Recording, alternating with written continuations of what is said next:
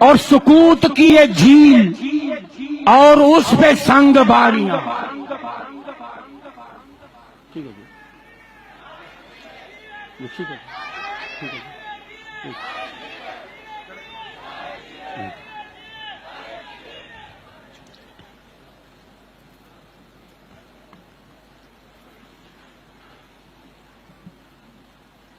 اتنے سمجھدار آدمی بیٹے، یہ مجھے افسوس ہوا بیٹے، میں زندگی میں حضرت امیر معاویہ رضی اللہ تعالیٰ عنہ کا نام خالی جس شخص نے خالی معاویہ کہہ کے بلایا ہے، میرے دل اور طبیعت پہ بہت بوجھ ہوا، میں نے ڈانٹ کے خاموش کرا دی ہے. وہ صحابی ہیں، عزت اور تعظیم تکریم سے نام لینا ہمارے ایمان کا تقاضا ہے، اور اس طرح کی منقب نظمیں بیٹے یہ ہمارے مشرب کے خلاف ہیں. وہ ایک فتنہ پیدا ہو رہا تھا عوام اور خواص میں، اس فتنے کو روکنے کے لیے ایک مدلل بات کرنا میرا فرض تھا، کر دی، ختم. اس موضوع پہ اس کے بعد ہم کبھی زندگی میں ایک جملہ بھی نہیں بولنے کے روادات نہ ایسا. آپ تو سمجھدار ہیں، کوئی اور کلام سنائیں، اس قسم کا کلام نہیں ہوگا بیٹا. بس کوئی کیا نا، یہ نہیں بیٹا، یہ میری ویسے بھی نصیحت ہے، سب کو نصیحت ہے. ہمارا جو مشرب ہے اس میں کبھی بھی ادنا درجے کا بھی صحابی ہو، وہ ولیوں، کتبوں اور غوثوں سے بھی درجہ بلند ہے، اور معاملات مشاجرات کے یہ اللہ کے سپرد ہیں. جو مشرب حق ہے وہ میں نے سمجھا دیا، اس پر گفتگو تبصرے یہ ہمارا مشرب طریقہ نہیں ہے، ہمارا مسلک نہیں ہے، اکابر کا، ائمہ کا نہیں. خاموشی ہمیشہ. چلو نہیں، کوئی بات وہ وضاحت کرنا میرا فرض ہے. ایک اعلان کرنا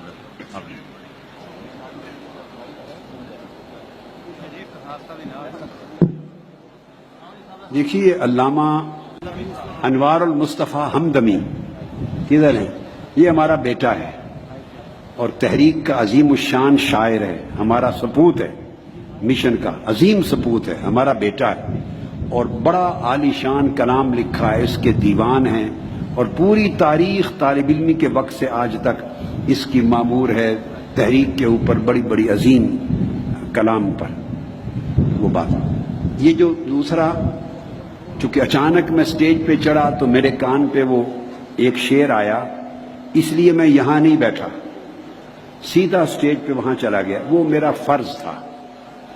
آپ کو نصیحت کرنا چاہتا ہوں، جتنے علماء کرام، یہ ایسا موضوع ہے، اس پر کبھی اپنے خطبات اور جلسوں میں اس موضوع پر بات ہی نہیں کرنی.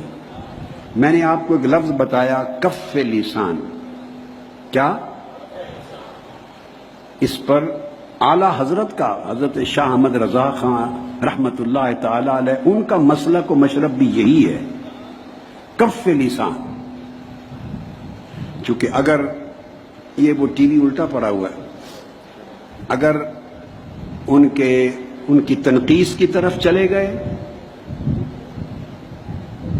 ان پر تان کی طرف چلے گئے، تنقیص. بیٹے آگے کون ہے؟ کس نے آگے گناہت پڑھنی ہے؟ پر آپ بیٹھے بیٹھے کوئی کلام پڑھنا ہے؟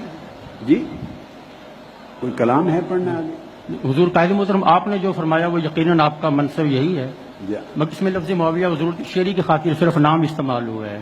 نہیں، وہ بھی ٹھیک ہے، آپ اس کلام کو اپنے دیوان سے بھی نکال دیں. دیوان میں تو شامل ہی نہیں ہے. اچھا بس ٹھیک ہے. اس لیے بیٹے کہ ایسی چیز سے یہ عوام الناس ہوتے ہیں، ایسی چیز کو سن کے پھر وہ اس کو زبان زد خاص و عام لاتے ہیں، پھر اس سے تنقیص کا راستہ نکلتا ہے، پھر آہستہ آہستہ زبانیں کھلتی ہیں، اور پھر وہ حد سے آگے گزرتے ہیں لوگ. تو یہ جتنا حد سے آگے گزریں گے وہ گناہ ہم پر جائے گا. اگر یہ فتنہ کوئی برپا نہ ہوا ہوتا اور اس کو ٹی وی پر یا سوشل میڈیا پر یا جلسوں میں یہاں سے گزرا تو اشتہار لگے ہوئے تھے گاڑی میں سے، میں نے اپنی آنکھوں سے دیکھا، بہت بڑے اشتہار لگے ہوئے تھے اس عنوان کے ساتھ، جلسے، کانفرنسز گاڑی میں. اگر اس طرح کا کسی نے ماحول نہ کیا ہوتا تو مجھے 37 سال گزر گئے، میں نے اس موضوع پر کبھی خطاب ہی نہیں کیا. 37 سال گزر گئے، کبھی نہیں خطاب کیا، آئندہ بھی نہیں کریں گے، ضرورت نہیں ہے. صرف یہ اس سے ایک فتنہ پیدا ہوتا، اس فتنے کو روکنے کے لیے اس موضوع پر خطاب کرنا، دلائل دینا، کنسیپٹ لوگوں کو سمجھانا اور افراط اور تفریط دونوں کا خاتمہ کرنا فرض تھا. صرف فرض ادا کیا تاکہ آپ نہ ادھر بہکیں اور نہ ادھر بہکیں. یہ روکنا یہ میرا فرض منصبی تھا، اس لیے یہ کر دیا. اب کیسٹ آپ کے پاس ہیں، خطاب کی DVDs چیزیں آپ کے پاس ہیں، اور ویسے کتاب چھپ رہی ہے میری مکانت الصحابہ، پہلے سے میں نے لکھ کے دی ہوئی ہے پہلے سے، اور اس کے اندر مشاجرات صحابہ کا یہ جو اختلافات ہوئے اس کا ایک باب بھی ہے. اس میں تمام دلائل نصوص بھی آ جائیں گی. مگر ہم نے کبھی بھی، میری علماء کونسل کے علماء سن لیں، متعلقین سن لیں، کبھی اس سبجیکٹ کو اپنا موضوع سخن نہیں بنانا. یہاں نہیں ہے بیٹے، یہ کیا کر رہے ہیں؟ نہیں بیٹے، وہ اس طرح چھپ جاتے ہیں. بس سامنے بٹھا دیں ادھر. ان کو دن کو میں نے مل لیا، پورا ٹائم دے دی، ادھر سامنے کر کے بٹھا دیں. شاباش، شاباش شاباش شاباش، بیٹھ جاؤ. یہ رومی کونوی درویش ہیں، چھوٹے معصوم. تو میں آپ کو نصیحت یہ کرنا چاہتا تھا کہ اس کو کبھی بھی عوامی جلسوں کا اور اجتماعات کا یا عام گفتگو کا، خطابات کا موضوع نہیں بنانا. یہ ایک ایسا موضوع ہے، یہ بڑا نازک ہے.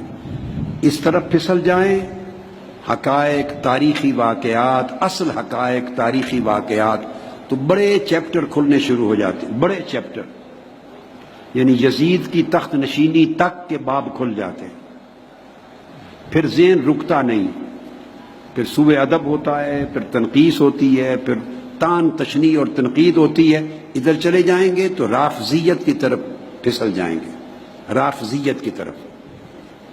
اور اگر اس طرف چلے جائیں گے، ان کی منقبتیں اور ان کے فضائل اور ان کے جلسے جلوس ایسا تماشا کریں گے تو خارجیت اور ناسبیت کی طرف پھسل جائیں گے.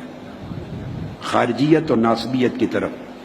اہل سنت کا مشرب اور مسلک اس موضوع پر اتنا نازک ہے، تلوار کی دھار کی طرح، نہ ادھر ہٹنے کی گنجائش ہے نہ ادھر ہٹنے کی گنجائش ہے. بس یہ ایک ایسا سبجیکٹ ہے آقا علیہ الصلوۃ والسلام کے ہر صحابی کی، اور حضرت امیر معاویہ رضی اللہ تعالیٰ عنہ بھی صحابہ میں سے ہیں.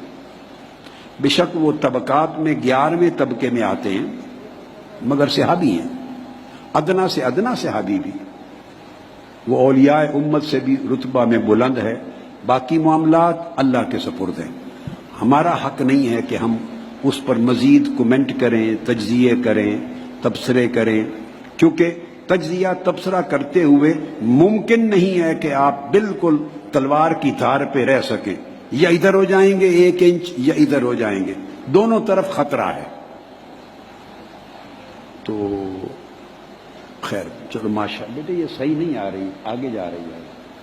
اب آپ ادھر چلیں. شکریہ. ہاں شاباش. کوئی کلام پڑھنا ہے یا نہیں؟ چلو آگے. آج صوفی کرام صاحب، آپ کب آئے ہیں بیٹے انگلینڈ سے؟ جی اچھا، سب خیریت ہے؟ گھر خیریت؟ بچے ٹھیک ہیں؟ یہ کافی دنوں کے بعد یہ ہمارا بیٹا سپوت ہے علامہ انوار المصطفیٰ ہمدمی، کافی دنوں کے بعد نظر آئے. اللہ سلامت رکھے بیٹے، برکت دے. شاباش.